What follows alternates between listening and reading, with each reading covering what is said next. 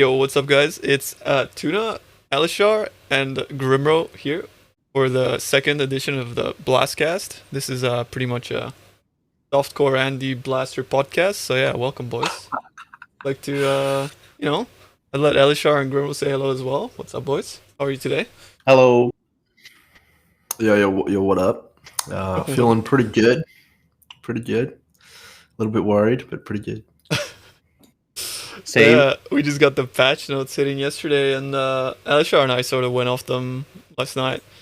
Like read them last night, and yeah, we had a good look. And I know Grimro went through it on stream, so he was having a bit of fun there. And so yeah, it's it's one of the most let's say it's like one of the most extreme patch notes that we've gotten since basically I started playing Path of Exile. So that's pretty interesting, right?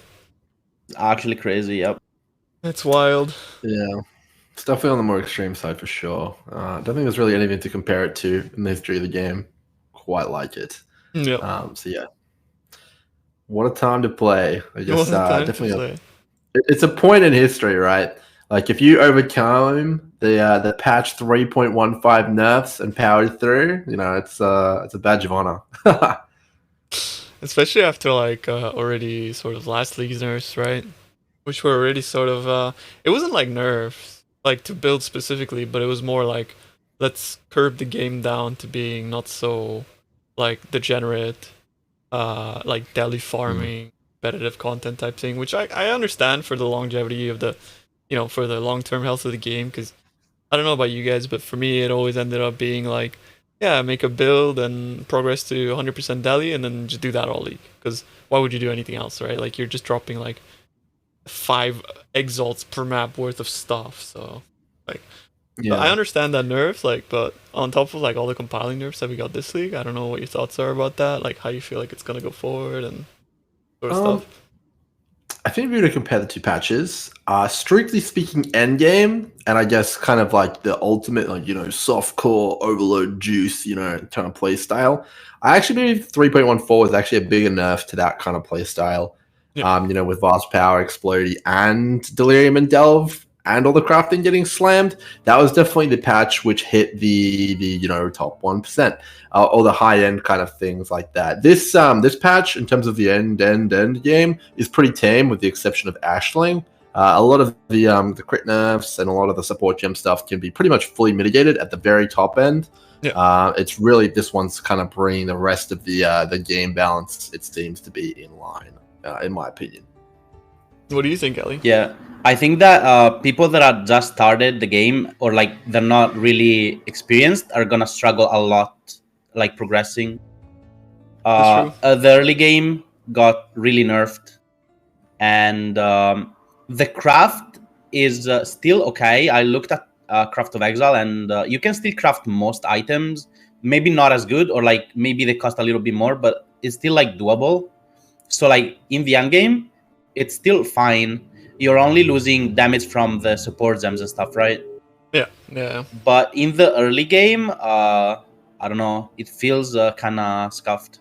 No, I just want to clarify. What do you mean by early game? You don't mean the acts, right? You mean like early maps, or? I mean like, yeah, early maps. Like even actually the acts maybe might be harder because they also nerfed really early stuff, right? Yeah. But it's not as bad in the acts. It's gonna feel bad when you get into like white maps, yellow maps, and you need to like progress. They also nerfed like quality of life. You're gonna have like less mobility. Yeah. They nerfed flasks. Like you're not, when you do maps that have like ailments, like ignite or shock, is gonna be a struggle because every mob in the map can apply ailments, and you have like a limited amount of flask, and you can just remove it every time. Also, like any mob that has like, the mods are extremely common where you have like gain physical as extra, and every single monster in the map deals physical damage. So it's like gain physical as extra fire. So every mob that ever hits you in that map is gonna ignite you pretty much, because it's quite easy for them to crit and whatnot.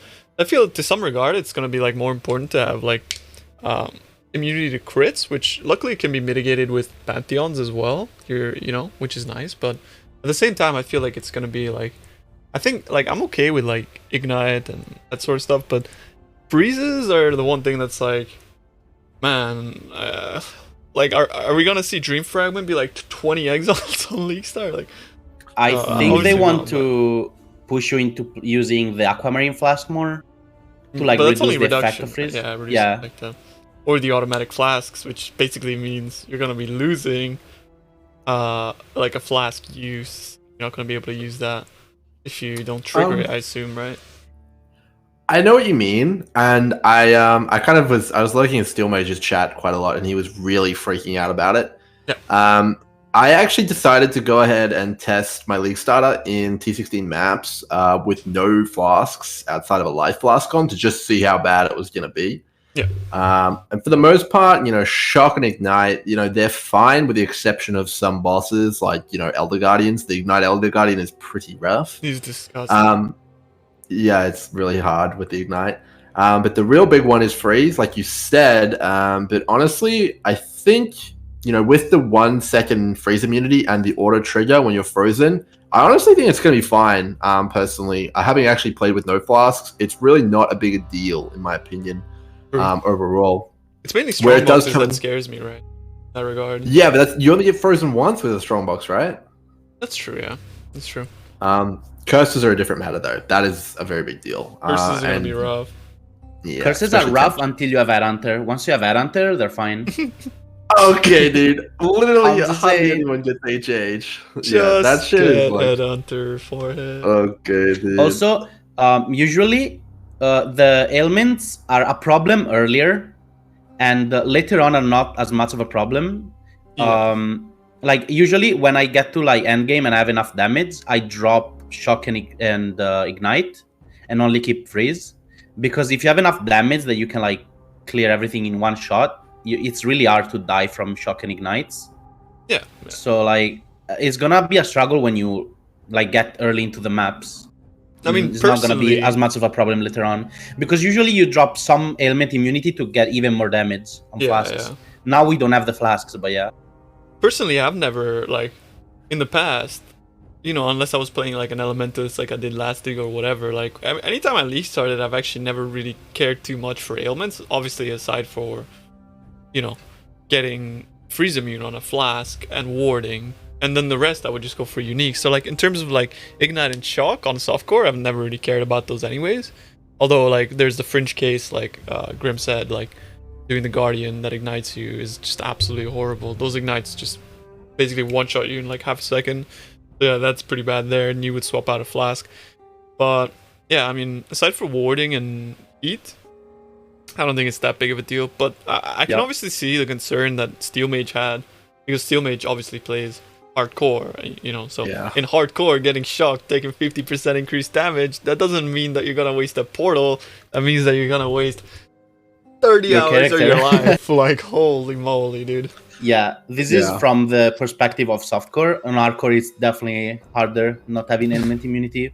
But also, they usually just go for element immunity on their gear, right? They just craft it on their gear. Which has been nerfed as well. It's been nerfed as well. Nerfed as well, yeah. You know what hasn't been nerfed, though? Like, the one ascendancy that now gets to keep ailment immunity? Saboteur. Because dude, the meta had to shake up. We finally need Saboteur to shine on League Start. Get a Dream Fragment, get Saboteur, you're gonna be fully ailment immune, don't worry about it, dude. That is shakeup, hell yeah. That's actually one that I think they might slide in. I think that might have been an oversight, honestly. I think they could slide that one in as a change. If people actually I think talk about that's it really enough. bad. I think that's really, really bad. Getting like... They've done it before. Yeah, it feels like an oversight, right? It's like... I think it's an oversight, yeah. Like, what the hell, dude? Like, everything else is nerfed to 50%, but Saboteur gets to keep... what is it, like, Ignite and Shock immunity? Ignite and Shock, and it gives you also regen when you throw traps. Right. 2% each trap. It's absurd. Mine. Every other ascendancy in the game doesn't get... gets like 50%, and then Saboteur of all ascendancies gets to keep it. Like, what is happening? Yeah, what is happening? I think it's 100%. What are you doing? Yeah. Also permanent blind and easy access to phase acro. So early league, you can just walk into packs and you're not gonna get hit. Man, it's really good. It's definitely being pumped up by a lot of people as, you know, the go-to with Ice Trap or Explosive Trap as, you know, a big golden league starter. I'm personally not a fan of it, and I heard you weren't either, Tuna. I hated it personally. I mean, I understand like why people think it's good, and I think it is good. Although I don't feel like the build is, first of all, fast enough. I think the playstyle for early league is, you know, having to, you know how it is with like when you're running down a map, you see it back there, literally have to turn, throw a trap, move, turn, throw a trap, move. Like I sort of like the playstyle where I'm just like, you know, like disregarding where stuff is and just shooting around and things are happening around me. And I also thought it was very squishy. Secondly, it is, yeah. It's very squishy. Like it's super annoying because you don't have any form of like actual layer. Like you don't have like actual good dodge. You don't have that. And the blind aura is like pretty small radius around you as well if you do take that. But the main thing that's amazing about it is obviously the bossing potential, because in bosses you can mitigate all the damage by just not getting hit, and the damage is insane because like, you know, the overlaps with the traps and how many you can throw per second, and the base damage from the trap itself is like really big. So yeah. With that though, that play style, this is probably just me personally, but the bosses I generally tend to play are more of that kind of like run and gun style, I suppose. You know how in Uber though, a lot of people who have tried the fight will understand what I mean. On certain builds, such as Summoner Brands, Totems, you can kind of just go like click around in a circle. You cannot do that on traps really anywhere near as easily. You have to kind of actually be straight up doing the mechanics. So I think it has a much higher skill cap as well, personally. Yeah, true. But you can also like technically one phase everything. True. It depends what traps you're using. If you use lightning trap, for example, it's way better. Like if you use Sunblast, lightning trap, and set and forget in one cluster, or you use the jewel in the tree that gives you less duration on the traps, you just throw them and they instantly explode without targeting anything. And the AoE clear of lightning trap is really good. Very good, yeah. Single and you can use lightning inspired trap as a single target as well, since they buffed it. The only problem is, I don't know, because lightning inspired trap has a duration tag. So if you reduce the duration of the actual trap, I don't know if it does less damage because it ticks less times. No, so maybe you need something else for single target. Like you're not reducing trap duration, like you're not reducing skill effect duration. What you're reducing is trigger, right? Like it doesn't say specifically like time to trigger. It just says reduce trap duration. That's but when the trap explodes, which is when the lightning spire is there, there's no trap anymore. Yeah. Do you see what I mean? So it's the trap duration true, is like it works. Yeah, is like should work. The thing on the ground. Still have to throw the lightning spire trap on the boss though. Have fun with doing that on feed. Omega lol. That's true. But yeah, I think that's a good mapper, right? Like if you think about it, like lightning trap running around the map. It's like three screens. They're traveling, and you can play that on a raider, I think, which would be really good too for speed and whatnot and defense. Yeah, it's insane. It should be good enough to push like the whole Atlas really easily, and you might struggle in like really top end bosses. Yeah. But it's gonna be really good for progressing Atlas for sure. Yeah, it's only a few bosses as well. Like I think it's probably pretty good for pretty much most content. Yeah. And I don't think for the majority of the player base in Path of Exile, building around bosses is a good idea. Because I've always said, and I always think that unless you're really going to farm bosses, you're playing bosses for maybe like less than 1% of your playtime, right? So building around like 1% of your playtime is, I mean, it's kind of absurd in my opinion. Like, yeah, sure, they're good money early, but if like you're doing one awakener every like 4 hours or something, and then you're doing 4 hours of maps, and you're gonna be miserable for those 4 hours, but you're gonna do well in like the awakener, that's like, I don't know. For me, in my opinion, I don't like to build around that. I just like to have a build that maybe is miserable for Awakener, but amazing in maps, rather than the other way around. You know what I mean? Yeah. I think a good hybrid build, like Burning Arrow, is a really good one. Like you played last league, that was a pretty strong one, I think. It was awful in maps, personally, I think. It was so squishy. I mean, yeah, like your standard is like a little bit different, but yeah. I think for most players would be good. It was good at mapping, like the clear and stuff. It's just that like you get hit twice and you're dead. Kind of sucked. Yeah, that's definitely a problem. Good point. Caduce says you can skip Awakener, you can't skip maps. That's big true. Very big true. Yeah, 100%. And you can make good money too mapping. Like, you don't have to do Awakener. Like, if you're fast at mapping, I think you make like a lot more money than if you were to just like farm Awakener. Definitely. Maps are big currency early. They're pretty good, yeah. But what do you guys think of the mana changes then? Oh boy, it's a big topic. It's still gonna be usable, but it's a big nerf. It's like huge. It's a huge nerf, man. Not mana stacking. I'm talking about the mana multipliers on all the supports. Oh, okay. Oh, the mana multipliers on all the supports are gonna make Miner a nightmare to play. Yeah. They increased the mana cost and reservation cost. So that means every time you throw a trap, it reserves more mana and it costs more mana. So you need more mana reason to keep it up. And when you want to pre-stack the mines, you need to throw like 19 or whatever, and every mine costs more mana. So that means you have to drop like an aura probably to actually like pre-stack mines if you want to pre-stack on bosses. Yeah. I think like I meant mines. If I said traps, I meant we were talking about that yesterday, weren't we, Ellie? That like mines are gonna feel like I already felt like when I played a miner in the past. You know when you put all your mines down, and then like you have obviously no mana, and then you start detonating them, and you need to start recouping your mana to throw more. And especially if you're like doing a boss fight or something, I always ran out of enduring mana flasks, and I'd have to like leave and come back. And now it's like double the cost. And by the way, there's people out there that are thinking about playing Tremorod still.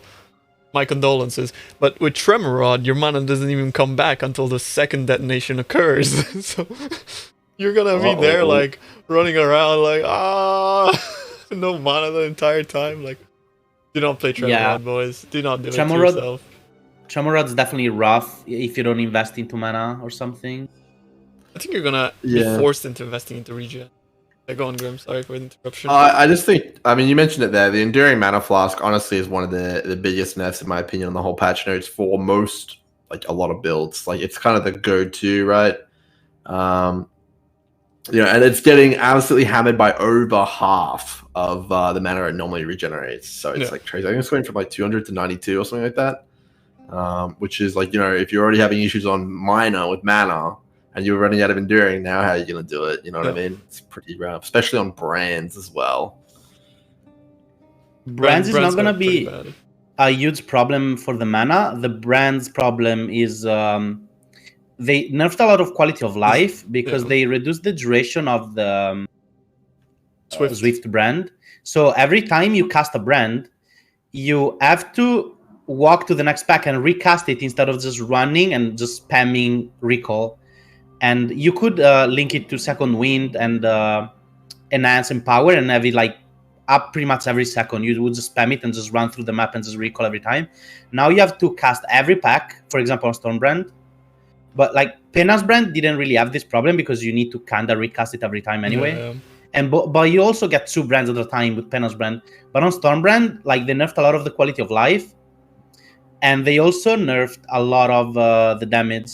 Like pretty much everywhere, but the mana is still gonna be okay. I think it was kind of mana intensive, but it's still gonna be okay. I think mana wise it's fine. I think it's more like like the support nerfs, like Swift Brand getting nerfed, Control Destruction getting destroyed, Bonk Effect taking a big hit, on top of the brand mediums, which are like a huge part of the build. Brands are gonna, man. I think brands are screwed, unfortunately. Screwed, oof. Yeah. Especially for like don't leak start them on, don't do it yourself. I think. I mean, a lot of people make the argument that Penance brand, it was doing 30 million DPS. Like, surely an 80% nerf isn't even a big deal. Stuff like that. So you're kind of saying that, it is a big deal. It's not going to be as viable at all. Is that basically kind of what you're saying? I think you can definitely play it, but you need to change the setup. I think you need to use Awaken Added Lightning now because it was a good gem before. And they didn't really touch it, right? Yeah. So it's gonna be like Awaken Added Lightning and Power. So anything that gives gem levels is gonna be king, I think, this league. Yeah. But You need to change the setup drastically. I think the main thing that's gonna hurt, right, is first of all, like to get that 30 million whatever, you already had to take a huge hit on your characters, like quality of life stuff, like your defense and stuff like that. Secondly, Penance Brand used to be amazing when Assassin was amazing, right? Like, but now Assassin last league also took a big hit in that regard. It's like a lot slower, so there's not really that much reason to go over, for Assassin over Occultist. But now you're going to be forced into Assassin because you're not going to be able to crit with Occultist with 100% crit chance Flask, which is probably not going to be up like half the time anyways. So honestly, getting crit capped is one of the most important things about Penance Brand, and the only way to do that is going to be with Assassin and Hatred Watchers. So I think overall, just generally, unless you're going to be putting like 2 mirrors of investment into your build, like it's going to be pretty bad. Interesting. Okay. Well, I guess my other question for you guys would be, all right, so this whole league was marketed as a massive meta shakeup. So my question for you guys is at the kind of entry level league start, so generally your most players, the kind of mid range, so we're talking Elesshar, your Akane miners, that kind of stuff like that, and the ultimate end game, do you think we're going to see a shakeup across the board, or is it just going to be in one or two of those categories? I don't really know about late game. Like the early game is gonna be different, though. I think. Yeah. I think minor are gonna be played less. And trappers are in, so I guess that's cool. Trappers is gonna be in the meta, yeah. And I think people are gonna start playing actually like normal attack bows, like actually like self attack bows, because they buffed the split arrow. It's pretty good, and also lightning arrow is pretty good as well. Lightning arrow and storm rain looks cool as well. And storm rain as well, yeah. I feel like that really does heavily rely on the weapon and also, for example, your quiver and abyss jewels. So how do you expect people to be using a unique bow of any type? Is like Lionized Glare, is that good enough? What are you thinking? I tested Lionized Glare in the past on League Start and I hated it. I think it's really bad. I think for early Dead Opus it's only good until like yellow maps. After yellow maps, the damage starts to like get really bad, at least for me.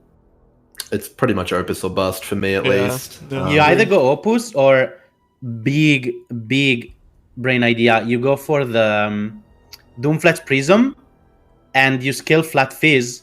And you also go for the item that, the gem. I don't think they touched it. That basically your life gets converted into Fizz damage. Yeah. Like it does a % of your life into Fizz damage. So you can scale life and do more damage as well at the same time. I think that costs life as well, so you don't have to worry too much about mana, right? Converts your mana maybe you can reserve everything. Yeah, so long as you can sustain that, because you gotta think that like you're also using Blood Rage on bow builds. It's only of low life, okay. Yeah. If you go low life, then you have to like change a little bit. Yeah. The build. That's an extremely squishy build, though. Very, very squishy, but yeah. No, I could see it potentially working if you go the Doomfletch route. I do know that has some reasonable damage. Not sure how viable it would be for like stuff like Uber Elder and stuff like. Obviously, you can do Uber Elder on no gear, but I'm talking like for the vast majority of players. If you get hit on a build like that, generally you're just dead. You probably have to play that as mines too, because Doomfletch's attack speed is. I can look that up right now. Doomfletch Prism PoE. I mean, you don't even need to go with that support gem that scales your life into Fizz damage. You can just go flat Fizz on everything you have, and it should still be good. It's a royal base, so actually it has pretty good attack speed. Doomfletch Prism is pretty good, and it gives you mana regen as well. So if you use actual mana to attack, like the problem of mana regen is not gonna be too bad, I think. I don't know, maybe I just suck, but anytime I try and think of doing any of the in-game bosses with an attack-based build like Cirrus and stuff like that, like I'm just thinking Storm Rain, right? All I can think of is like, oh man, how the hell am I doing damage with this? Like, it's like, oh, I'll put down all my Storm Arrows. Oh, he teleported. Ah, shit. Pepe points. Laugh, dude. I think you'd have to play mines for auto targeting early. And then later on, you can consider getting enough damage to like barrage them down in a few seconds, right? That's fine. Can traps be supported by attacks like Yeah. bot? So why is no one playing like bow attacks traps? I think it might be a thing next league. Because mines are better, but yeah. I Now, remember like the mana cost of mines is so big, like you have so much mana issues that I think traps might be better. Remember when I first met Combs Heart, which is when before Legion League, when I was thinking about like builds for Delve and League starters and things like that. I think you remember that Elesshar as well. How I was theory crafting minor attacks and trap attacks, and that's like, and we ended up going for Fireball Miner in that league. But anyways, I digress. Oh yeah. So I was testing that, and that's also when I met Combs Heart, and I remember he had a tornado shot character, but he was stacking like 30 traps of barrage onto Uber Elder, onto Shaper, and I remember seeing like the fastest Shaper kill I've ever seen, which basically just like, you know. Yeah. Oh, was he playing the CI tornado shot character or something? I remember. It was such a beautiful character. Yeah, back in the days, that character was insane. Nothing was like that strong. I was like, holy, what is that character, dude? I've never seen anything that strong. And I remember it was like super unique. Like I remember never seeing a build like that either. Like he was like sort of weapon swapping or something, and then like doing some cool stuff. Like I was like, damn, dude, this is some cool Path of Exile shit right here, dude. Yeah, that was cool. Yeah.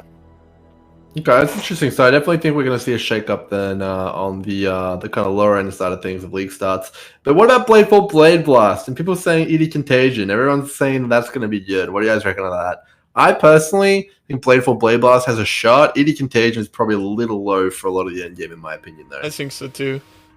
But dude, of like most of all, like in meta shakeup, like I don't think they did a good job. Because the best builds are, in my opinion, still the best, just relatively they're weaker than what they used to be, but they're still the best. Like as soon as I read patch notes, I was on Discord with Elesshar, I was just like, well, it looks like Toxic Rain, Caustic Arrow it is, dude. It's like it's still insane, and it's just far better than everything else now, because everything else got worse nerfs than Toxic Rain, Caustic Arrow.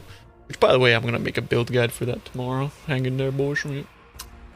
I do think that there are a few other outliers which are extremely powerful, other than Caustic Arrow, Toxic Rain. But I imagine you've probably done the numbers on it better than me. But yeah, I have heard a few people saying that we're going to get a similar meta in terms of like the skills like that. Yeah. But at the same time, I can pretty much for sure say that a few of the normal contenders, full league starters, have been knocked out. Like, you know, Cold Dot, for example, is pretty much just completely annihilated. Ignite also took a heavy hit, you know, RF and all of that stuff like that also got really, really hit. Poor RF. So yeah.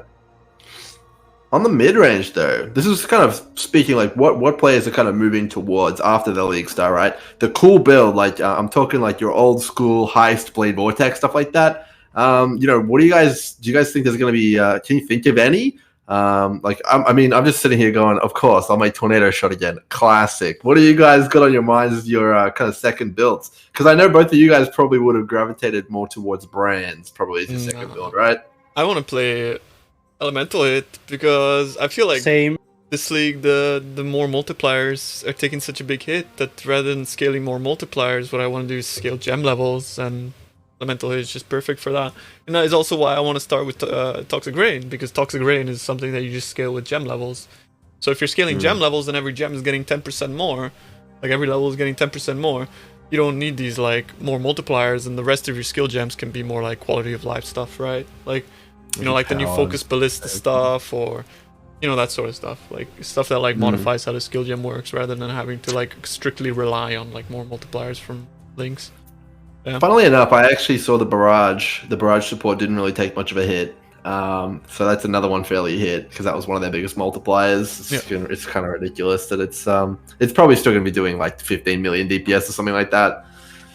Something stupid. But yeah, definitely a big deal. On the top end of damage, I don't think it matters that much. I think what matters more now for me is like, are things dying? Yes. Is my character dying? No. Cool. You know? Yeah. Well, you can go Raider, right? And then get Flailment immunity. That's and why I you want to play Raider. Like, yeah.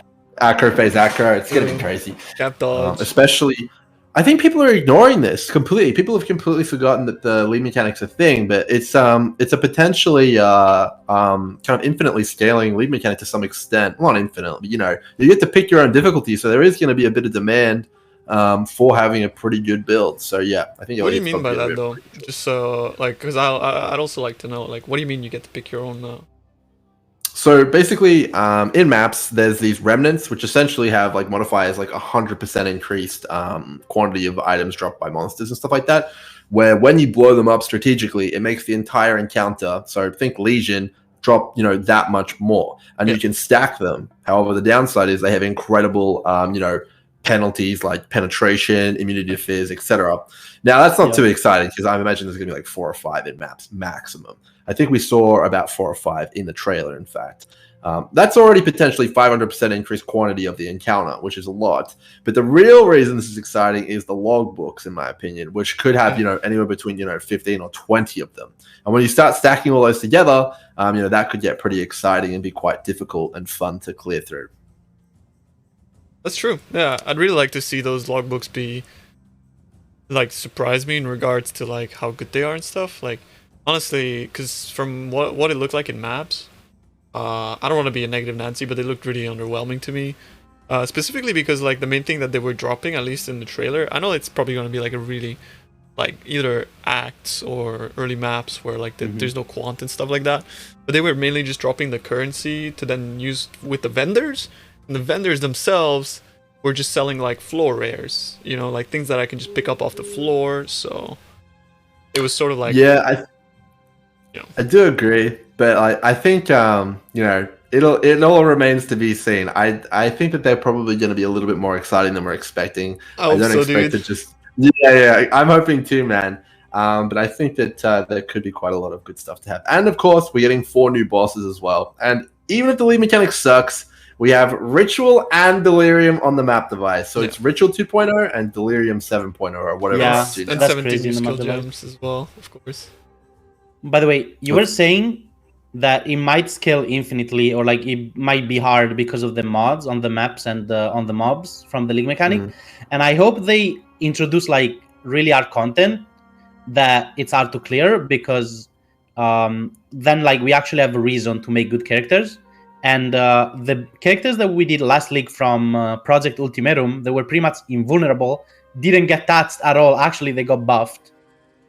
Well, the funny thing about that, though, is that there is penetration modifiers, right? So that's going to pretty much invalidate your aura stacking gameplay, right? Because you can just, like, for example, stack up 36% fire pen and then just get 1 hit by some fire damage. A lot of the damage that we were taking was converted to chaos, for example, on Tuna from the chest. And also then you were CI, and a lot of the fizz damage was converted to elemental, and most mobs that have fizz damage don't also have pen, right? Yeah, I'll be honest though, Elesshar, they're never going to make any content that is challenging outside of Delve for that style of gameplay. It's just never going to happen. I mean, it's not balanced around group play. I understand that. Yeah. It's balanced around like individual builds, which can't achieve anywhere close to that amount of damage mitigation. So I think if you're playing solo, there's definitely going to be enough damage scaling there to probably challenge you. The only question is there going to be enough rewards, which is the big motivator, especially with so many things which contend with your attention in Delirium and Ritual in the very end game. Yeah, I hope so. I think because like the thing about like Ritual and things like that is that like they have Alice passives to really buff the hell out of them, which the new league mechanic is not going to have, right? Because unless they implement it into the base game, we're not going to have those. So in that regard, I think I don't know. I really hope so, but I don't think so. Personally, yeah, it's gonna be very difficult to beat like a league mechanic that had already come out, was already rewarding, and now has the Watchstones and also has the Atlas passes. It's pretty hard to beat that. It'll probably just be like a little complementary thing. I think they're gonna nerf Ritual. I think they're gonna nerf Ritual. There's no way that the Watchstone stays untouched. It's too strong. I think having 5. No. Maybe, yeah, actually. But the Bloodfield vessels are so expensive, man. No. Not Have you seen? anymore. It's the map device. That's the thing. You get the ritual on the map device for like 13C, right? And you have the ritual on your map device. So you just go in the map and there's ritual. And now you have 5 rituals. You run them and you take off the bloodstained, the vessels. Sorry, I forgot. And in the same map, you fill them up as well. So you have infinite vessel by just paying chaos. I did hear a rumor that they were fixing the additional ritual from the Secret of the Stones passive. The stack, right? But yeah, that's just a rumor though, so we don't actually know. And that wasn't in the patch notes, so we'll see. I didn't see it personally, but it could be just 4, but it's still really, really powerful at 4. Even if it's 4, it's still really strong. I think this is gonna be like the cute dog league. Did they Like give he us loves the price? ritual and he's gonna have infinite blood vessels. How much blood is field the ritual vessels. gonna cost on the device? 13. 13. Which, if you compare it to last league, one vessel was like 40, 50 C, and people were still buying them. And you'd have to buy them one by one, which was the worst part about them. Yeah. I remember we going to test it. I was like, nah. Ritual on the map device is actually superior outside of the fact you get less tribute because you actually can get additional ritual vessels back, so you get a refund, which is like crazy. Definitely for sure. I think ritual's gonna be really good. If you're a juicer or a currency farmer, it's definitely an exciting league just based off those 2 things alone. But the icing on the cake is that they also did an Atlas shuffle. Thank the Lord. Oh man, that's gonna be good. I looked into the T15-16 maps. They look pretty terrible. But we don't know what upgrades to what, right, yet. So there still could be good maps, right, overall. Yeah, and also, I think honestly, like with like how the meta kind of progressed, like in the past like 6 months, it's pretty easy to sustain a T15 like Dunes or something like that. Overall. So I'm not too concerned personally, but yeah, if you're trying to horizon your maps into good maps, you might get a little bit shafted on the T16 specifically. Yup. Yeah, that's I true. think shouldn't be too bad. I think the mapping meta could be really interesting, but the main issue I have currently with the Atlas is, like, have you seen the map tiers, man? Oh, bro. What do you mean? like the natural maps and the natural T15-16s, it's a disaster, dude. Yeah, that's what I was saying. They're terrible. Oh. Like the natural maps are so bad. Have you seen them? Oh, bad. There's stuff like Crater and Arcade. No, it wasn't Arcade. To be fair, Arcade's a good Crater map, could be yeah. okay. Yeah, it was an Arcade. Crater could be okay if you're running like build like cast on crit. Yikes. I don't know. No, I think like honestly, like while layout is like important and stuff like that, you can't really judge because Atoll wasn't a natural T16 either, right? Yeah, that's true. If you look in hindsight at the other ones, But we it's were like, whoa, buying. those are awful too. We were Pardon? buying them, right? It's just like You can sustain them. I mean, you can sustain them if you're flip flopping between 2 maps. I think because like at a certain point you'll always run out. Like, it's just... I think that's the only strategy really, in my Yeah. opinion, flip flopping from multiple to sustain infinitely. But yeah, that's just my take. I think it's more exciting than if they didn't do a shuffle for sure. I got sick of the map, but like Promenade, you could just always run it. Like Horizon, it was like 1 in 3 chance to get Promenade. Remember, like even though like I got so sick of that map, like so sick I of hate that map. Promenade. I was like 4 It's- leagues of Promenade. Of course, you hate it, Yeah. but it became better No, because it has definitely. alt quality gem divination card there now. Yeah, I guess, yeah. It's It's just just like okay. kind of like linear, just All right, I think we've left it long enough. Unique flasks. What do you guys reckon? They did Oh, them boy. dirty, dude. They're destroyed, most of them. Especially Dying Sun. Dying Sun will never recover. Dying Sun's dead. Is it really? let me go take a look at it, like how actually serious it is. Dying so I can get the Sun's dead, numbers. dude. How bad is it, dude? Is it actually that bad? Do you think you can't use Dying Sun? You have one use. Yeah, maybe it's okay if you're zooming. I mean, for most people, it's not going to be okay. But if you're Maybe. zooming, maybe it's useful. It's like I 40 don't to know. 60% reduced duration. That's definitely a problem. I mean, like, oh my God. mostly all flasks are now gonna they're now gonna feel like I'm really bad with names. You know, the lightning flask that shocks you. Vingtars. Yeah, they're all gonna be like Vingtars, and I don't know if you've ever tried to actually use Vingtars. It sucks. Yeah. Yeah, and now you're gonna get even less charges for it. The thing is, back in my day, Vingtar was actually the meta flask, and you it's could insane. sustain it back then. You had the thing double the is, charges. obviously, yeah, you had way more charges. Yeah, honestly though, did they You know? have 30 that- out of 60, yeah. Now it's like Yeah. 50 out of 60 or something. I have actually a question. So you remember how Chris Wilson said that they nerfed the flask charges by 75%?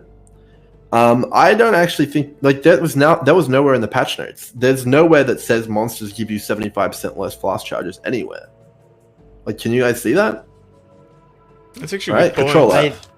I think it maybe meant that on average you're gonna have 75% less charges. I don't know. Well, But like, I mean, like, less you know what I use. mean, right? Yeah, I Like, know. overall, like, I'm pretty sure we're going to be getting the same amount of flask charges from monsters. That's my assessment of it. And it wasn't in the patch notes. That would have been in there. It's one of the biggest changes of the whole patch. So overall, if the container is like just a little bit bigger and the duration is a little bit smaller, I'm sorry, I'm still going to be spamming my dying sun until I'm blue in the face. Yeah. Maybe. Yeah. I think like part of the flask changes, like I felt like maybe they were like genuine about it, but to me it came across very disingenuous with them being like piggybacking off the fact that people hate the RSI aspect of flasks and then being like, we changed flasks because we don't want to give you RSI, but actually they're just like shitting all over it, and it's making it just as bad, if not worse. Like, you're gonna have to spam your flask even more now because you have to reactively remove ailments rather than proactively just have your flasks up the entire time. So now But you instead, can't like, spam them because you don't have charges. yeah, but like even Depends. more like, have you ever had like a time where you don't have charges? I even tend to spam more when I don't have charges because I'm like waiting for it to come back up. So I'm like, please, dude, give me a charge. So I'm like fucking smashing it. You know? Give me a charge. Come on, man, please. Yeah, no, I know what you mean. Definitely. I mean, okay, overall, here's my viewpoint on the Flask nerf. So I know that Flasks were incredibly overpowered, and some of them might still be a little bit strong, especially Dying Sun, depending on how mapping turns out with it. But I would probably put unique Flasks, a lot of them, on the power level of an entire support gem on some of their power, especially with Dying Sun is literally LMP without the negative. Yeah. And you can pretty much have it up 100% of the time in mapping scenarios. So they had to go. That is completely ridiculous power creep overall. I agree. And But they needed to be nerfed. it is good, but it takes a slot in your flask slot, and also there's like an opportunity cost that you could have bought another item with the money, like with the currency.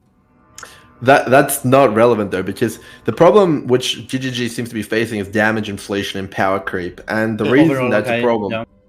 is because they have an exponentially scaling system. Like, they've just got Path of more multipliers lately, right? If it was a Okay, linear yeah. scaling system and everything was increased, I wouldn't have a problem because it would have diminishing returns. But whenever you stack more multipliers together like this is what you get. And you can see that they've hit Yeah. all of the more multipliers everywhere, but they left flat damage completely untouched because it's linear on stuff like added lighting and added cold.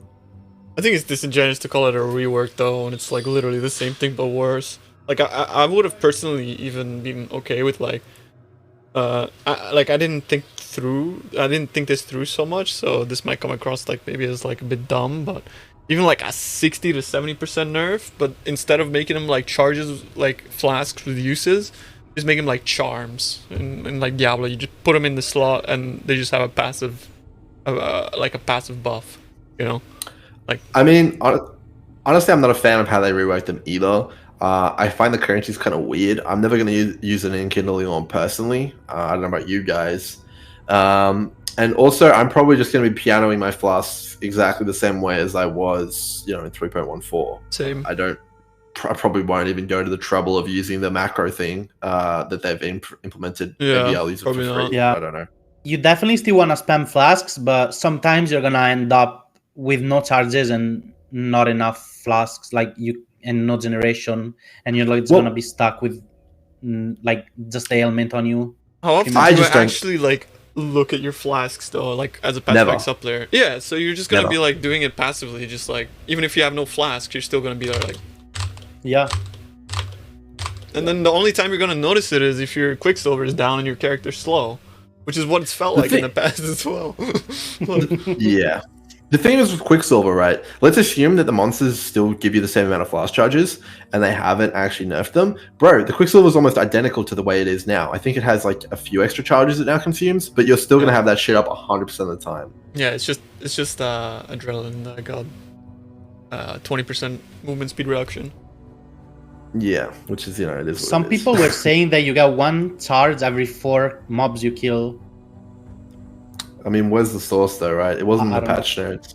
I mean, it's entirely true that could be the case, but we didn't see anything in the patch notes. Under the Something monster they balance said in or the anything. manifesto, but I control left just now and I couldn't find anything in patch notes actually.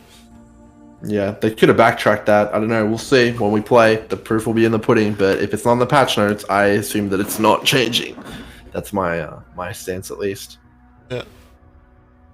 But yeah, I think people are pretty negative around certain ones more than they should be as well. I think Cinder Swallow is perfectly viable still, in my opinion. It's got a more damage multiplier on it, and you can pick, to regenerate mana, life, or energy shield. That's a big deal still. I know I'll be still using it on my mapper. I'm not The sure what I'm going to recovery do alone is amazing, right? Let's be It's honest. ridiculous. Yeah. I think it's ridiculous. People are not going to be using it. Are you kidding me? It's crazy still. Yeah. It's Yeah. still okay, yeah. I think it's crazy. I don't know. It's you guys have used Cinder Swallow for as long as I have. It literally full heals you. It is literally Val packed. Yeah. It's broken. Wall mapping is just It it's is just broken. the only thing is gonna be about potentially the charges are gonna be a problem. The one thing I'm confused about is they haven't talked about the veiled mods for the flasks. I think they're in there. For example, the speed one is gone. But the crit one is 80%, which is 20% less than the diamond flask. That one got nerfed. I'm pretty sure my It chat said has when I to was be. reading them. It has to be. There's Yeah, I no don't way. think So, the crit one got nerfed by how much? The crit one is 40 to 60%. That's still insane. It's that's still really good. It's still really good, yeah. That's more. Especially if you that's get it on Cinder Swallow. So- It's literally almost a diamond. Yeah, it's almost a You- diamond flask with everything else too. Yeah, you can get 100% on the implicit on a diamond flask, and then you can craft 60% as well. So total 160% on a flask, which is, let's take into account you'll have around 7% crit chance on most builds, because either you're using a spell with a Watcher's Eye, or you get some base crit somewhere else, or maybe on gloves. Let's say you have 7% base. If you get 160%, that is a pretty good crit. Just throw an alt quality control destruction in there as well. Oh, man. 100% less critical strike chance. Let's Woo! go. Oh, boys. Boy. No, Oh dude, man. no. Dude, you said it was 20% Grim, in the manifesto. I was like, oh, that's not that bad. And then I read it, it was 80% less crit strike It was chance. 20%. I swear in the manifesto it said 20. I don't know why it's 80 now, dude. They're like, whoops, we got that wrong. It's 80 less. And if you use the alt quality, it's 100% less. Yeah. Because you want to make Oh, God. Q viable, to not take. There's some builds that don't want to crit ever because they have bonuses from not critting, charge generations and stuff. So if you go with the control destruction and you get minus 100% less crit chance, you don't have to take resolute technique, and you can still have you can, for example, you can have a skill that actually crits and another skill that never crits. Yeah. To do some interaction, maybe with discharge and charge generation and stuff. It might be Yo Paul. and stuff. There's at least 1.5 person out there that's excited about that. Yep. Yeah, I mean, you're not wrong. Yeah, Yeah, definitely. I think the one that I'm most sad about though is Bottled Faith. Like, I mean, they nerfed the consecrated ground and they removed the base crit. Is like, do you guys even want to consider even putting Bottled Faith on your build? I guess it's still a 10% more damage multiplier. Is that good enough? The reason for that is that like it was only good for bossing anyways, or for in quiz. True. So both in quiz like not that big of a deal anymore, and for bossing, I guess it's still good for bossing, yeah. But aside for that, it's like, I already didn't use Bottle Faith in my builds most of the times because all of the flasks were already really good, and Bottle Faith was pretty expensive. So I don't know if they. Sorry, what? It's conditional, right? Like unless you have like a very fast hitting spell with zealotry, or you're playing for mapping, it wasn't the best, to be honest. It was good for bossing. What if you're playing like Purifying Flame? I know that like in chat, there's like a lot of people here, and probably only Cajuice ever played that. So. And me, Yeah, the thing, like, Cajuice converted me to Purifying Flame. It was really good, but now I got like 100% less crit strike chance, and like man, feels bad. Yeah, the thing I'm really sad about though is Cortex. Like, the most valuable item from Cortex now is the Void Scepter. I forget its name. But yeah, like, I mean, like, no one's gonna want to do Cortex anymore, right? It used to be this big hype thing, and it used to be a big drop, and now it's like, you know, it's just like, oh yeah, I guess I'm gonna feed this to all the feared farmers because it's like worthless for the most part outside of its zone drops. I guess the zone drops are kind of interesting, but is that really gonna be that? Is still gonna be expensive, not as much as it used to be. Yeah. But the problem with farming Cortex is you're never gonna do that because the feared farm. Yeah, so like you think the price is gonna be set by the feared farmers. But yeah, the Flask is gonna be like a couple X. It's not gonna be like 15x. It's gonna be like maybe 7x at best. I think. 7x. See. I think maybe less, like 4 or 5 max, because it was like 12x. I don't know. I guess 10% more damage is comparatively like still pretty good. Yeah, and the crit is like decent, right? What crit? Did they completely remove it? Did I miss They that removed part? it completely, and they removed crit from Consecrated Ground. It gives 0 crit now. Oh. No, it has 100 to 150% increased critical strike chance against enemies on con ground. Wait, does it? Yeah, it's still okay. Does it have that? Yeah. It's like it doesn't have the base crit anymore, but 100 to 150 is obviously not 1 to 2 base crit, but decent. Damn, Hatred Watcher's Eye is gonna be expensive, man. I'm telling you. Yeah, that's what I told Elesshar last night. Like, Hatred Watchers are gonna be insane. Very expensive, yeah. We were actually thinking about just buying a bunch early league, seeing what the hell happens with them. So yeah, streamer privilege. Yeah. How is that a streamer privilege? We're just gamers. We're just like thinking like, oh, these are gonna be really good, so we're gonna buy a bunch. Maybe they go up in price when people realize, I need crit, please. I can't crit. I wasn't listening. Were you talking about Hatred Watcher's Eyes? Yeah. It's gonna be really good. Yeah, it's gonna be because all the builds are gonna be like hard capped at 65 crit this league if they try to crit like.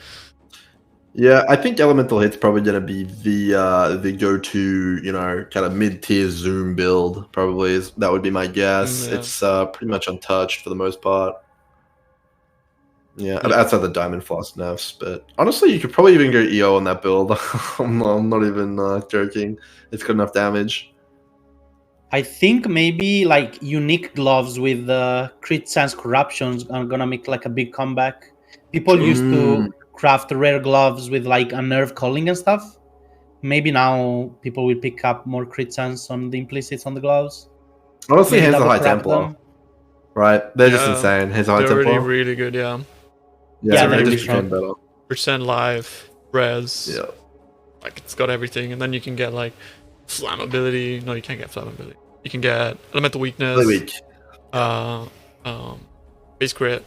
+2. Like ends of the High Templar are like countdown on low supply, right? Because they break. Yeah. Even stuff like face breakers have like crit multi as a stat, and then if you double corrupt them and you get like 1 or 2 good mods, they're still really good. Or there's a card for that as well. Yeah, or also the Shadows and Dust, or the other ones that give Rampage. Shadows and gloves Dust are are kind really of strong. ZHP though. Fair. Mm. But yeah, they're really good. Yeah. Okay, I've got a topic to bring up here. So with all of the nerfs, right? What do you guys think of Impulsa? It's still in the game and it's unnerfed, and with it doesn't really rely on support gems at all. It just relies on generic scaling, and it was able to completely one-shot packs. It's still in the game. I think so that's Impulsa pretty is much too strong. Cold Yeah, conduction. People said. cold. You reckon that's enough to just kill it? I didn't like the way Impulsa felt without cold conduction, so personally, I don't think I would play it. But yeah, it's still really good. Really? The It's still gloves really are good enough, I think. I think the gloves are better now.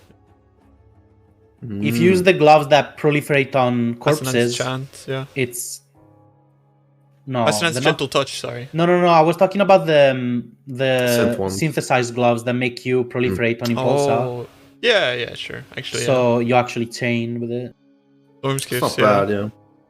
Yeah, Probably Storm pretty good on Gift. Elementalist. So, yeah, Elementalist with the AoE is probably pretty strong.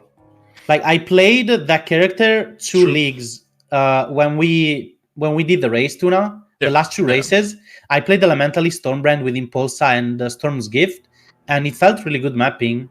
But then you can convert to cold, right? No, you can't. Which is the problem with not having cold conduction. Yeah, I suppose that's okay, but then you won't be cold. But yeah, sure.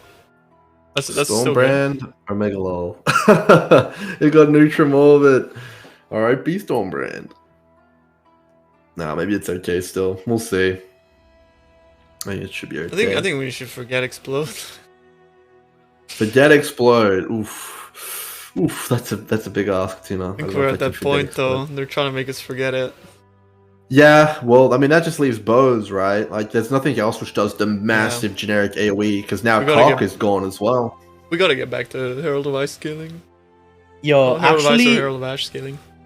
Leo has a good point. If you stack unspeakable gifts, you get 60% chance of the mobs to explode, dealing 25% of their life as chaos damage. If you have like 3 large clusters, and in all the 3 large clusters, 3, bruh, that's a lot of brutal. investment. Yeah, like that's basically an aura stacker tree, right? That's brutal. Just play a cultist if you want that, I guess. Yeah, just True. use like the wands, right? I mean, it sucks, but it is what it is. Yeah, a blitz. But yeah. No, I think it's probably going to be a projectile-based meta, right? That and aura stacker, of course. Trying to think of anything else. Aura stackers are like... They're like... buffed. stuck They in got the buffed. past, though. I don't know, it's man. My been friend bad played for North Stacker some last week. leagues. If you got enough money, it's ridiculous. But obviously, this doesn't apply to most people, so it's like whatever. So I think for the vast majority of people, the Zuma will probably be bows. Maybe Spectral shield throw though. I don't know. It looks kind of good. What do you guys think? It's a mechanical issue, I think. It has to be mechanically good. Spectral Shield Throw has been in the game for a while, and I don't know, it just feels clunky to play. 'Cause you The always damage miss. is okay, and it just feels you have to aim, and it's like Yeah. kind of clunky. You always They like miss. doubled its damage though. They actually doubled it pretty much. That's crazy. But it's like, have you ever played like You Do Contagion when you miss... Oh like yeah. I mean, that. if you compare it to like LA or TS, it's like, I mean, it's no. It's not even close. But yeah, pretty interesting. I think it's potentially a pretty good kind of like maybe medium and low version of that kind of a build. But yeah, I'm just trying to think of what else. Like, there's Ellie Hit, there's like Lightning RTS with the new Storm Rain and stuff like that. Yeah. But I'm trying to think of what other clear kind of base builds that you can go for, like a mapping build on, for like your Delhi, for your breach farming and all sorts of stuff like that. Like, what else is there? What about that Berserker you were playing? Is that still around? Well, cold conduction is nerfed, so... But you'll still be able to use, like, there's a staff that makes you self-chill, and you can also self-chill with a ring, so you can still self-chill. People think self-chill is dead, but it's really not. Okay. I If thought you it go was with good. the take a little bit staff, more, and it's gonna you take lose a a lot more of them. investment. Yeah, but the thing about like using the staff is that you can use Headhunter as well if you want. So. Yeah. I mean, you lose damage, sure, you're just not gonna probably boss with it, but I mean, why do you want like 600% movement speed for bosses? Just make like a cheaper character for bosses like later on. Yeah. Like if that's the case, like if people really want to play that build, it's still there. The option's still there for mapping. but it's not going to be like the well-rounded beast like it was. So. Right. Yeah. All from that core conduction now. That's savage. Yeah, I mean, cold conduction was like mechanically just. I wouldn't say overpowered, but very interesting. Like, yeah, it was really strong as well, but it's like it was such an interesting passive that you could build entire like. When there's never been the case, like I think with cold conduction, where you could literally build a build around a notable. Like you don't really do that on the passive tree at all, ever. Like there's no like, I'm gonna build around assassination, 35 crit, let's go. Like its cold conduction was literally build defining. Like you could build an entire build around it. I would argue that not brand loyalty, sorry, Holy Conquest is probably pretty close, but yeah. Yeah, true, actually. But yeah. Yeah, okay, spicy topic. Ninja buffs and ninja nerfs on the new skill gems. Have you guys seen them? They have absolutely... You have seen them? Yeah, well, I've seen that they're like tweaking things, but I understand. Just they like doubled the damage of Eye of Winter, Elesshar. They like doubled it, dude. It's like crazy. Like, of which skill? Eye of Winter, you know, the Frozen Orb one. Well, because the damage was awful. Like the damage looked really low to begin with. Really Maybe they just balanced it. It was like 14 to 17 or something. It's like, what is this at level 28? What are you gonna do with it? Yeah, it was terrible. But yeah, now it's pretty turbocharged. I think they gave it almost double the amount of effectiveness, and they also upped its unique scaling. Basically, like it's kind of got a fast shot effect. It gains more damage. Like it's up to 200% more damage the further the projectiles go out. It was 100%. It was 100. Now it's 200. I'm pretty sure.Maybe they changed it again though, but that's what it was. Yeah, that's crazy buff. Definitely opens up some potential. Notes, right? Let me control F here. Eye of Winter.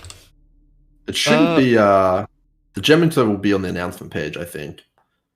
Oh, so they changed it on the announcement page. On the announcement page, yeah. For real? Holy. Okay, dude. What the hell? Crazy.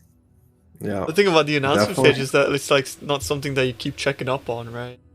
Yeah. It's sneaky. That's why it's the ninja buff, man.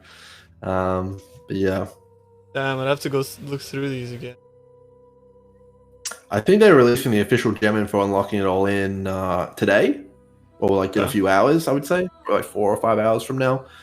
So yeah, you can take your G's then, because then they have to commit. Yeah. And we'll finally know just how good everything is. But yeah. Because when are we getting like the level 20 gem showcase? You know. That's today. I'm pretty sure. Cool. I'm up for that. So it's gonna be really interesting. Any spicy picks that you guys have got on off there, which you think are gonna be really powerful? I like the support. Like, I mean, you know, because I'm gonna be playing Ballista, Toxic Rain, and you know, I'm gonna be like making a guide for it, and I'm gonna sort of like recommend it, but I have to play it in practice because I think it's really nice that we're getting support gems that kind of like mechanically change how you play. I really like that. And it has a very strong effect, which at level 1 was 30% more attack speed. A more multiplier to attack speed is like, you know, it's a lot, right? Especially if you're playing a raider, you got all these increases, and you get a more multiplier on top of that. It's like Ballista to begin with has 50% less attack speed. Yeah, which is fine, right? Like because basically you can have like 6 of them down, so. It has less attack speed, but this gives you 30% more attack speed, so that offsets it, and it also gives you base like 40% totem laying speed. So it's already incredibly fast how you put it down, but it's just gonna be like instant. I think it's a fair assumption it'll be 49% more attack speed at max level. To completely offset Ballista, that's insane. Like, do you know what I mean? In my opinion, it needed to be like a strong more multiplier, because it does have a very big downside in my opinion. Huge downside, it's a really big downside. They only start attacking when you attack, right? Yeah, but I have that's a pretty big downside. My build is like literally that, right? Because I'm gonna be playing Caustic Arrow in my like chest as my clear gem. You have to attack, But the way that I play the game is like I put a ballista down, I shoot once in the air, I run past the back. Then I put a ballista down, shoot once in the air, run past the back, and the rest of the time like like Mirage Archers dealing with it. But for the most part, like you're gonna have enough damage to not use your Ballista at all during maps. But when you get to the boss, then that's when you put your Ballista down and you keep. Do you think Mirage Archer will also trigger it? No, I don't think so. Because it says you. Yeah, I don't think true. Mirage counts as you. I'm not sure about that. But then the Ballista will only attack once. That's actually wrong. You should see like the trailer, right? The Ballistas do attack until the target is dead. What? Yeah. Yeah, they do. Really? What? Okay, that changes my perspective a lot. I thought it only attacked when you shot. No, like you have to you're painting the target basically. Yeah. So it's like Predator, like the minion support Predator. You have to Yeah, you paint just the tell them target. to attack, and then they attack until either they then die they or the attack target until- dies, exactly. or they're out of range. I was not under that impression. If that's the way it actually works, it's incredibly powerful. I was under the impression that it literally copies your attacks. No. So you have to sit there attacking constantly. What's the point of 30% more attack speed?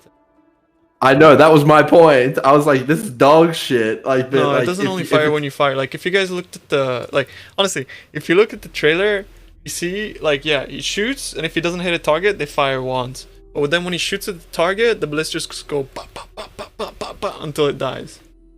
Like, it's literally in the trailer. Yeah, I mean, I guess I People are missed that, saying that it only attacks when you attack. We need to see in game, I guess.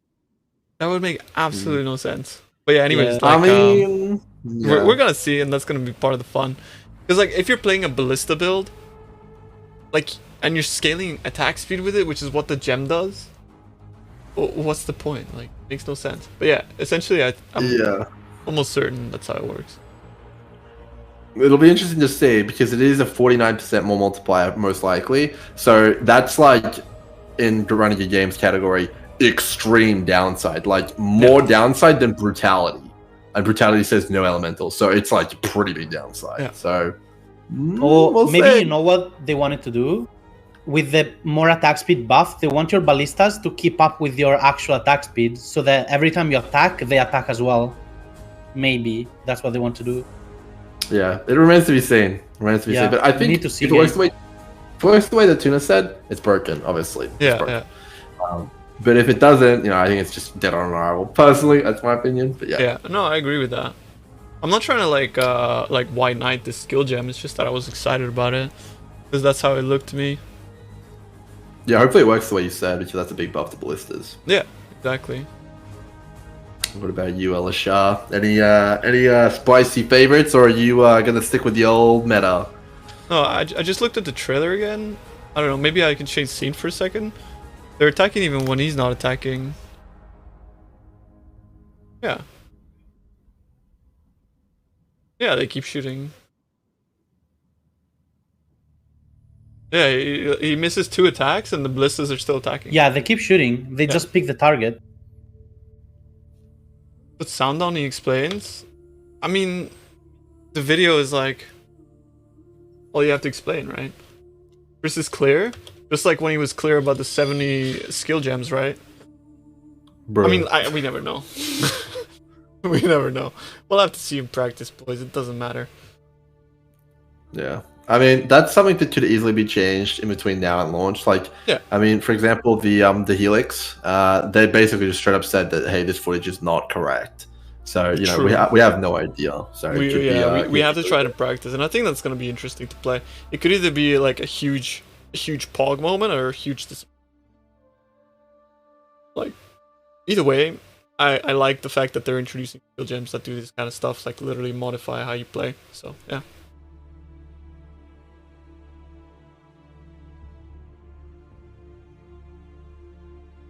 What I don't really like is that they nerfed a lot of quality of life. Like, for example, on the strike skills, True. The quality before gave like strike range, right?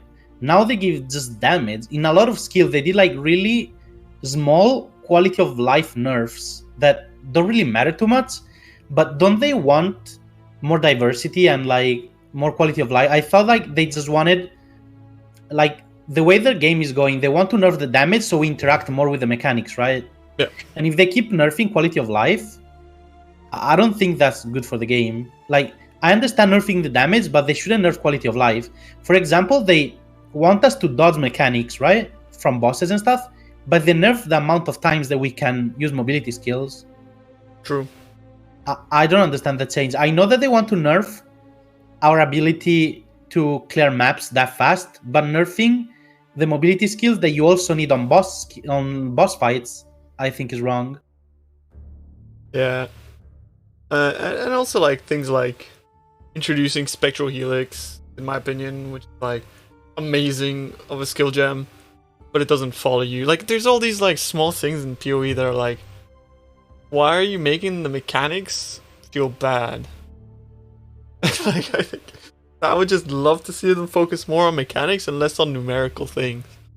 Yeah. Like less on making the numbers look good and more on making like the gameplay feel good. What happened to Grim? I just realized. I guess he disconnected. His I'm net wide right went now. down. Oh no, oh no. I'm wide. Why, dude? Oh shit. Yo, I just realized as well. Yo, sorry chat, we're having some technical difficulties. So what I'm gonna do is I'm gonna go on screen capture and I'm gonna put us right here until Grim comes back. Yeah. I don't know, man. I would really love for more quality of life stuff as well. Sure. Yeah. Excited. Like I especially don't like the nerf that they did to Zwift brand. I understand the ratio of trigger of brands. I understand that can be nerfed because it's a lot of damage. But if they also nerf the amount of time that your brand stays on, which nerfs like a playstyle that you could just walk into packs and recall the brand over and over, that's just terrible. Like I don't understand the less duration of brands, especially since like everyone in the tree does increased duration of brands.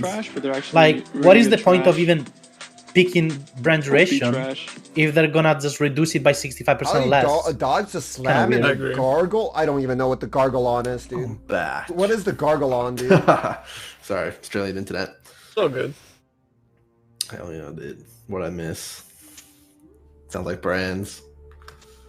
Yeah, we were talking about just like the quality of life aspect Quality being of life in nerfed, general. yeah. Like rather than focusing on like, because they're too strung up on like trying to like, you know, like he started the conversation with the movement speed stuff, making the game feel more clunky. Overall. Yeah. Do you have a take on that, Grim?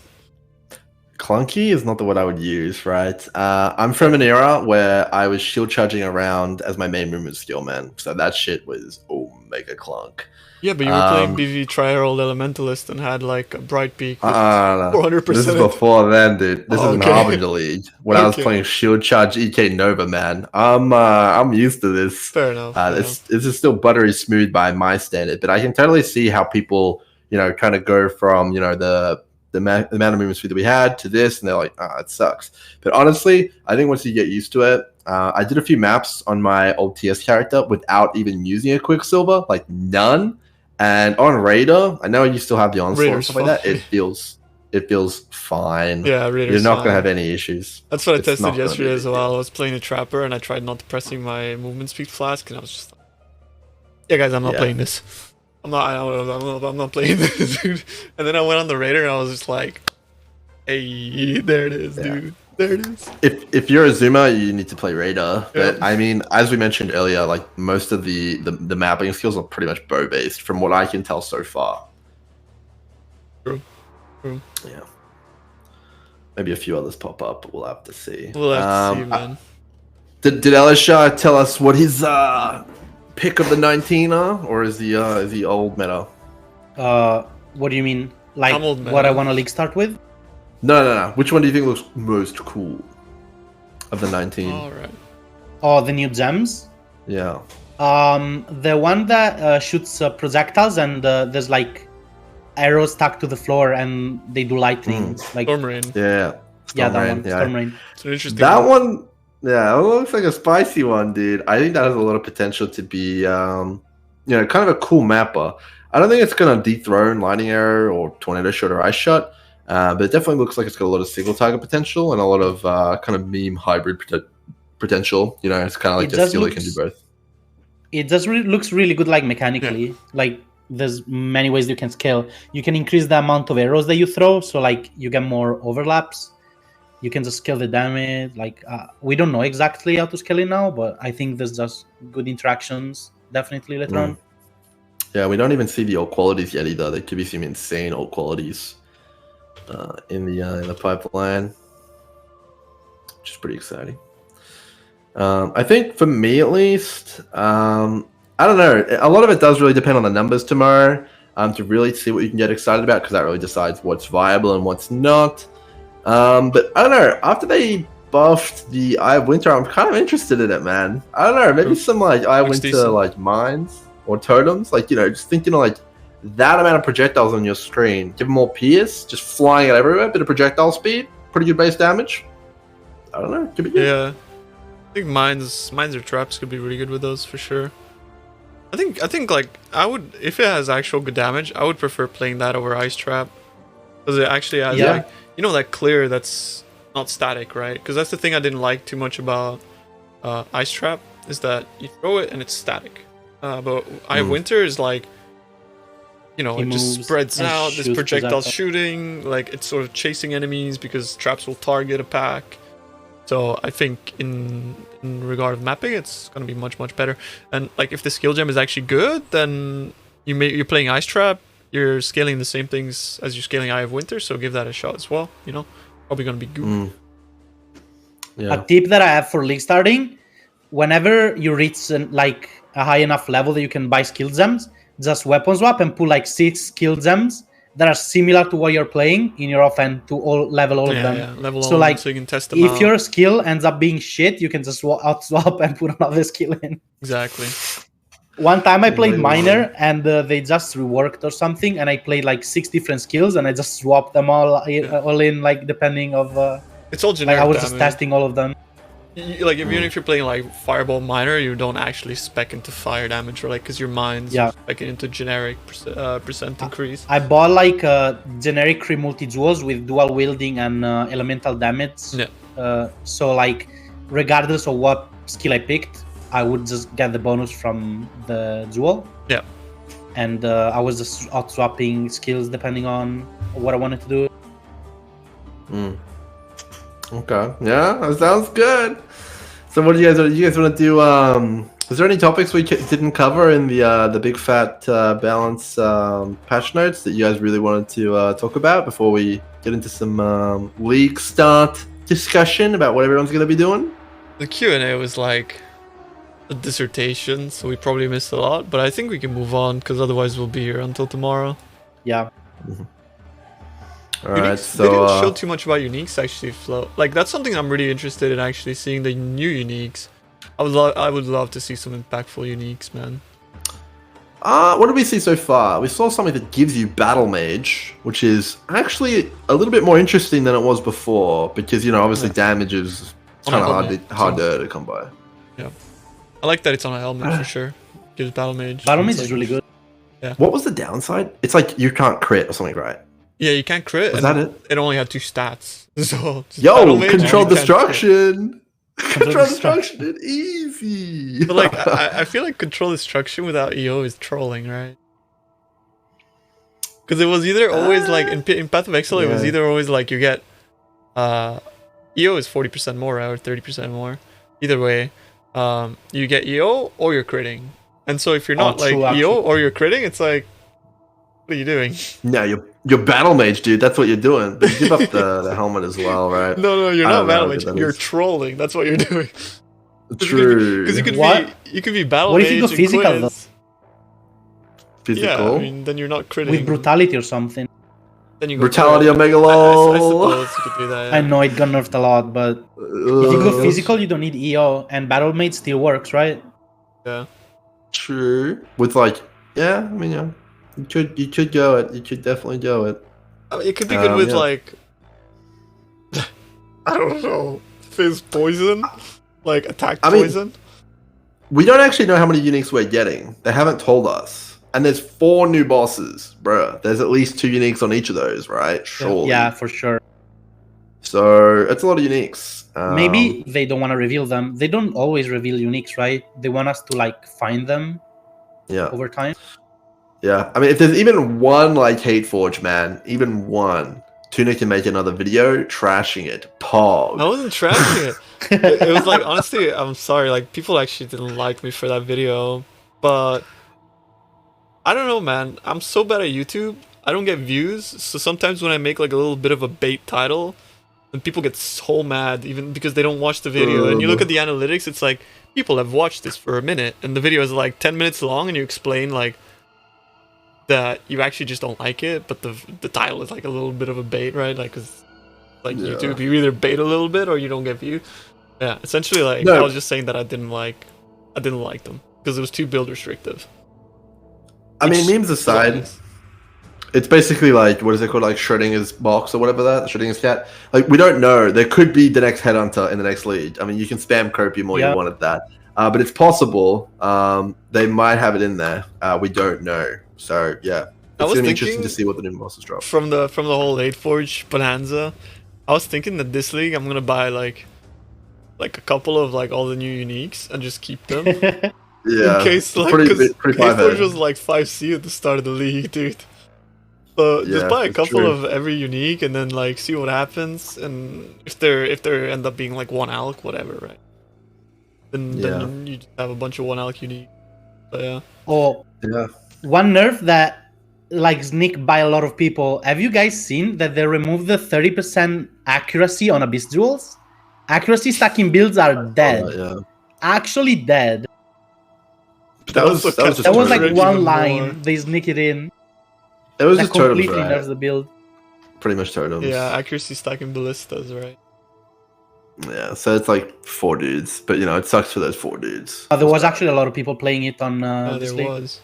Oh really? Okay, I thought it was like it did like incredible damage actually. Unlucky, I guess. Just put that in the pile of Cold Dot and Cock. Oh, Spellslinger and Hoagger in there too. It's not dead. You know, so it's not dead. It just doesn't do like. How much damage did it do last league? Like 30-40 mil, like. The accuracy one? Yeah. It was I like got no idea. Obscene the damage, but again, it's like 30-40 mil. Yeah, when you have all your ballistas down and they all focus on boss, right? Dude, it's okay. They got the new Ballista support. Easy, dude. If it's good. Because now I'm in disbelief, you know? I looked at the video and the Ballista shot like some extra times, but I guess if it only ever shoots when you shoot, then it's kind of trash. Someone just sent me a message. Apparently there's going to be 9 new uniques. That's a ton of new uniques. Nice. So yeah, I'd imagine 2 off each of the bosses and 1 which apparently has been designed by a supporter. Oh, yikes. Yeah, pretty interesting. So a lot of people coming in. Damn. A lot of people are asking about Aisling. I think that Aisling is still gonna be okay because you can still get like the 3 prefixes or 3 suffixes, right? And then you do, for example, you get 3 suffixes on boots, right? And then you do suffix cannot be changed. And then you do reforged crit for elusive. And once you do that, you craft suffix cannot be changed again once you have elusive. And then you Aisling. What Aisling will do will annul first and then add a veiled mod, right? So you have a 50% chance of removing elusive and 50% chance of removing the suffix cannot be changed, and the suffixes will not get touched. So you can still force the veiled mod on top on a 50% chance, and if you remove the elusive, you just use the suffix cannot be changed that didn't get removed, then you use reforged crit again to re-get it on again. It's just so like you can pretty much force it. There's just an extra step that is 1 Aisling and 2 exalts in the middle. TLDR, go subscribe to Eleshar's YouTube channel and follow the step-by-step video he puts out after he figures it all out. Ooh, yep. Easy clap, dude. But yeah, I think Aisling is going to be fine. It's going to be worse than before, of course, but it's still going to be... It's going to be able to craft okay items. I haven't posted videos for a bit. Yeah, I'll start posting today. And I think Veiled Chaos Orb got a big hit. The only use of Veiled Chaos Orb now is going to be to get, like, instead of using Aisling that is more expensive, you do suffix cannot be changed, for example, and use 1 Veiled Chaos Orb, and you only spend 2x instead of, like, 2x plus Aisling. So just to get the first prefix, for example. Yeah. Veiled Chaos Orb got a big hit, but Aisling is still fine, I think. think the ironic thing is they made crafting even more inaccessible. Yeah. Oh boy. They made It's crafting harder, definitely. I mean, I don't even know what I'm hearing. It's like, I mean, maybe some people in chat get it, but it's like, in 1 year out, I just don't get it. It's too much for me. I'm sure if I sat down with one of your videos there, Elesshar, I'd be able to make the items, but it's gonna take that probably for me to have to figure it out. It's pretty advanced stuff in my opinion. The only problem I see is that like it's like for people to have currency, it just becomes tedious. It does become tedious, it's just like more currency spent. They have the currency anyways, right? So the people that are making mirror tier items, they're gonna spend like 4 mirrors on an item. So for them, an extra step of spending like, oh, I have to reforge again with the bench for like another 2x, and I have to do like 3 more times. It's like, it's kind of like just tedium. I know currency, like, you know, it's currency, so it's like technically opportunity, whatever, right? Not for them. So what it does is it makes it just more inaccessible to, you know, your average PoE Andy. So Yep. The only thing that this does is increase the price of either mirror tier services or the actual good item, because it takes more currency to craft the items, and the crafters are not gonna just like sell it for cheap. The cost is scaled by how much it costs you to make the item, so it's just gonna make the cost of pretty much every item go up. And also another thing that I think in this economy will happen, do you remember in Heist that the Chaos Orbs were like really, really expensive compared to Exalts? Yeah. Because there was really good map device Xana mods. Now we have so many good ones. It's insane. I don't know. I think that Heist was the perfect storm. You had the Blueprint, Exalt printer going brr, you had bots going brr, and you had Chaos Sync, which all kind of came together for that. Yeah. But I think the Chaos will be very valuable as well. I agree. There's a big Chaos Sync this league that we didn't have last league, for example. There's an even bigger Exalt sync as well with crafting, though. So. Yeah. I don't think it's that big. Because, like, I mean, how many people actually craft for that stuff for the actual player base versus how many people are going to be using like Deli and stuff? But compared to the past, it's a lot more. Like, if you compare it to like when we were in Harvest League, Exalts were literally pointless. They were just there to look good in your stash. But now, like, every step of the process in crafting an item now includes Exalts, and it's 2 Exalts. Sometimes more than 2. Like for a deck stacking bow is like 6 exalts. Yeah, but I mean like every step is 2x, so. Yeah. Definitely true. All right, I think it's that time. All right, so here's the last thing I'll ask League you guys starters. in the podcast. Well, not just that. I want to know what your league starter is. And what your farming strategy is, or what your like strat is going into the league. What's your plan of attack? Do you want to go first, Elesshar? I am actually not sure about my league starter. I was thinking either what Tuna's going with the Toxic Crane, Caustic Arrow, Ballista, or something with Poison, or Elemental Hit, or something with like traps and attack bow. Or just like normal attack bows. Yeah. There's like a lot. I usually just do my league starters like 10 minutes before the league. I'm like, what do I feel like playing? And I just pick a random build. And farm strat? What are you thinking? Farm strat, I want to just push the Atlas as fast as possible. And once I push the Atlas, I will focus on getting the first 10 Watchstones. So I have one zone with 1 Watchstone, 1 zone with 2, 1 zone with 3, and 1 zone with 4. So I can get every map tier. And once I get 1 of each, so I get 10 in total, 4, 3, and 2, and 1. That's 10 total. I will focus on just getting all the Atlas passives and getting map completion. Like, instead of going for Watchstones, if I have a map that I don't have, I will prioritize always getting the map completed. Yeah. Second priority is going to be completing the Maven encounters, so I can reach Maven faster, and I get the Atlas passive, so that they scale my Atlas. And I will still do the bosses for Cyrus, the Conquerors, if they happen in the way. But I'm not like gonna focus hard on them, because I usually just like my builds are super squishy. I usually go like 2-3k HP, and I go just as fast as possible. And yeah, I'll do a video, and I'll just try to like rush. So I sometimes I just skip Cyrus, or I just ask someone else in my friend list to kill it for me, because my build is not optimized for Cyrus. I don't think that's a bad thing at all. I think a lot of the things that I've been seeing in Path of Exile chats is people really having a hard-on for like, oh, you're watching this guy pre-stack all his mines and then he kills the boss instantly, and everyone's like, that DPS. And then you see him like do a map, and it's just like, what the hell am I watching, dude? Like, what is this? That's DPS. Yeah, they're just like, whoa, you know, and like. And then like you play any other build that's like amazing at mapping, you get to the boss and everyone's like ZDPS Omega lol, but like you're clearing the map like 10 times faster, and like, you know, I think it's fine to skip the bosses if you're not going for that. You make a lot of currency early league, which is mapping. Alright, Tuna. What's yours then, dude? Let's put your money where your mouth is. Yeah. Let's hear it. I plan on playing a build that I actually practiced like around 3-4 weeks ago, which is before I went to Variety, like basically. So I was practicing Ballista Raider. I've had this in mind for a while, but then I put that on hold because I was like, yo, maybe this is gonna get a huge nerf. We don't know what the hell's going on with this new coming patch or whatever. So yeah, I actually got 3 hours 30 minutes to maps with Merklab done, practice in that time as well. So it's a very, very fast build.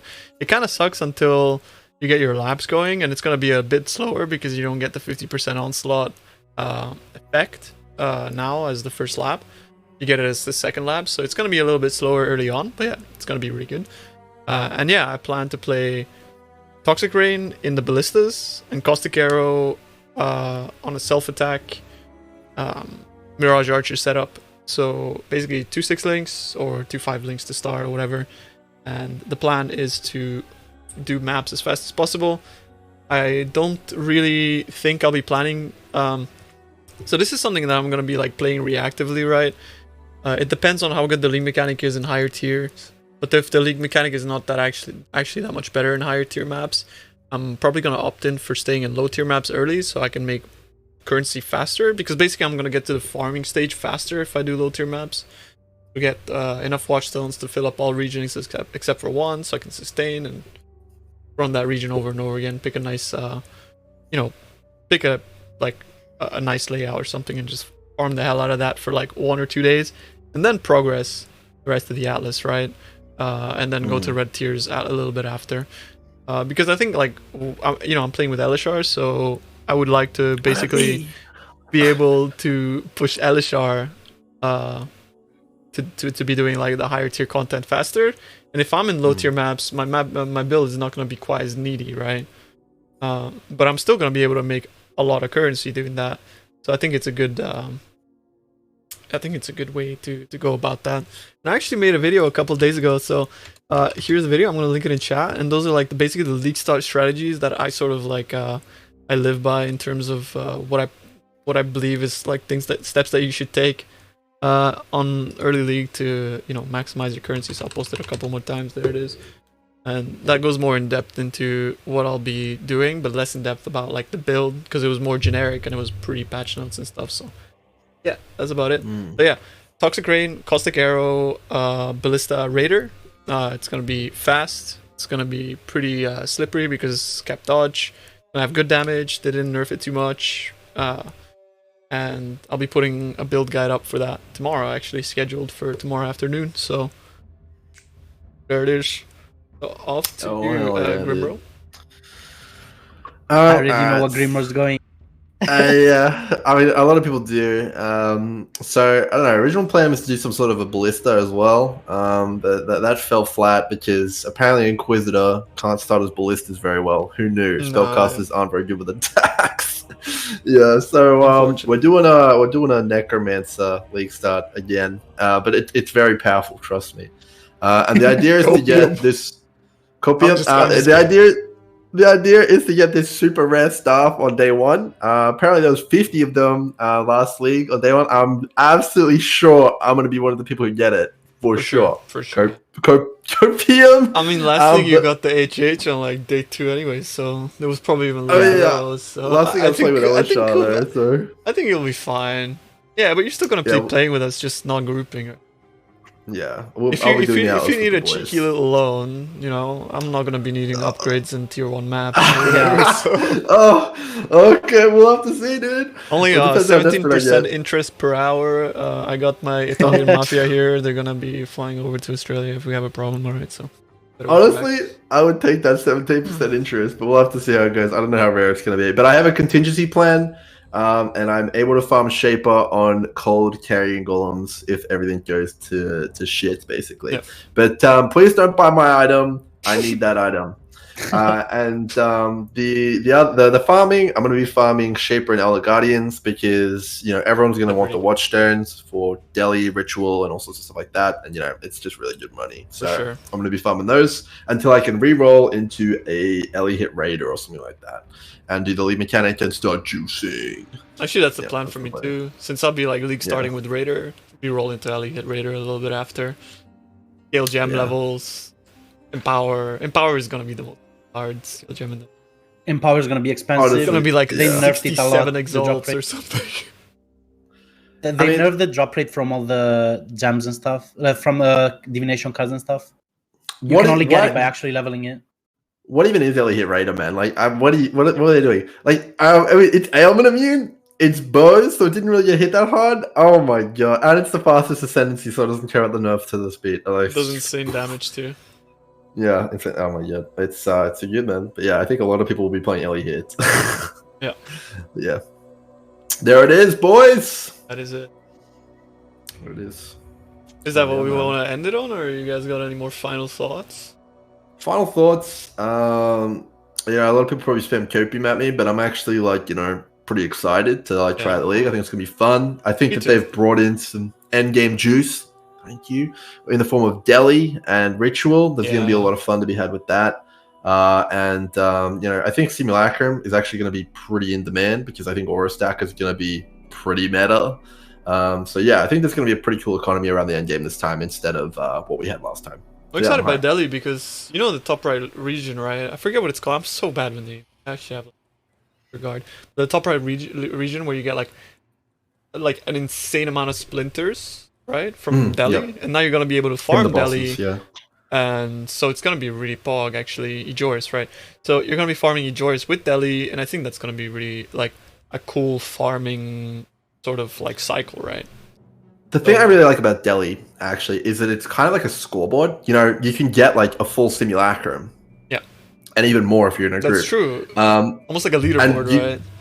Yeah, it's almost like a leaderboard. And you can also now get the Watchstones, which give you simulacrum splinter stack size. So that stacks on top of that as well. So it's more multipliers. So it's actually pretty cool. Maybe we're going to have some Grimro videos about competing for who gets the most splinters. Maybe, dude. It might be in the PoE Olympics coming soon. What is up, guys? Let's do it. Wasn't the cap 300? Like actual maximum? If you're in a group, it splits it into 2 stacks, so you can actually get over 300. Okay. So can you get people to AFK at the start of the map? Yeah, but that's 2 man HP now. Woo! I mean, even more reason for competition, dude. That's fog. Yeah, I'm gonna join that Olympics, dude. Oh hell yeah, man! Damn straight. It's gonna be fun. I'm really looking forward to it. What about you, Ellie? Closing thoughts? Closing thoughts. I think a lot of people are negative about the league. I just think people should like act as if it was like a gauntlet or something, and just see if they like it. I don't know. Yeah. Like people are being really negative about the nerfs. Just treat it like a gauntlet or like something like a harder game mode. I almost feel like people are being negative about the wrong things. Like, I feel like there's certain things that, like, sure, you can be negative about, but the whole nerf thing, like, bro, like, the game has been so easy.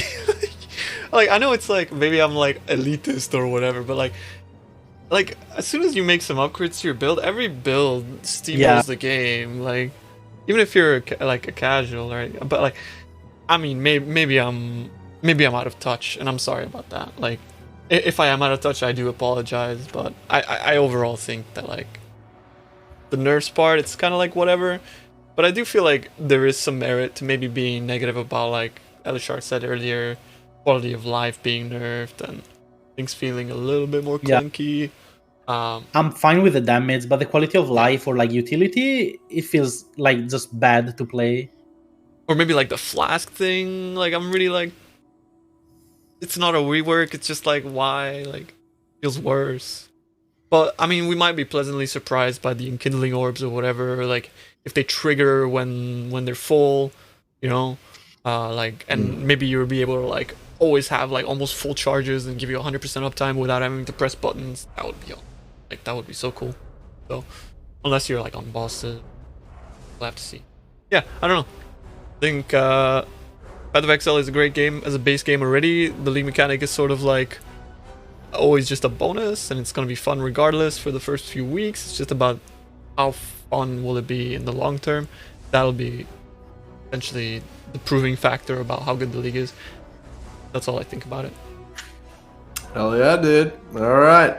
Well, I guess I'll see you guys in game on Saturday or Friday for you guys. I'm pumped. It's gonna be a good strip. It's gonna be a three-way, 3 at a time. Yes, sir. We're gonna be going through the Atlas together. It's gonna be a blast. I'm really looking forward to it. Got you, dance. Oh, yeah, dude. Let's go, dude. I'll see you guys later. Peace out. Alright, man. See you later. Thanks for coming, Grim. See ya. Easy.